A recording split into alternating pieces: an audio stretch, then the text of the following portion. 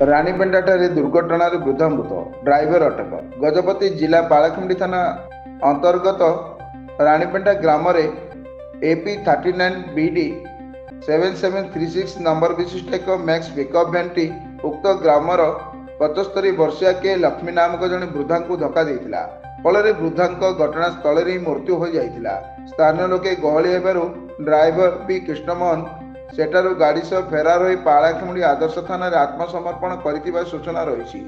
Police driver को अटक रखी घटनास्थल में पहुंची तदंत आरंभ करने सह मृतदेह को उद्धार कर सबको व्यवच्छेद करने जिला मुख्य चिकित्सालय को पठाई। एने पालाखमुंडी आदर्श थाना केस नंबर 405/2025 अनुजाई केस रुजु कर थाना अधिकारी प्रशांत भूपति सूचना दी।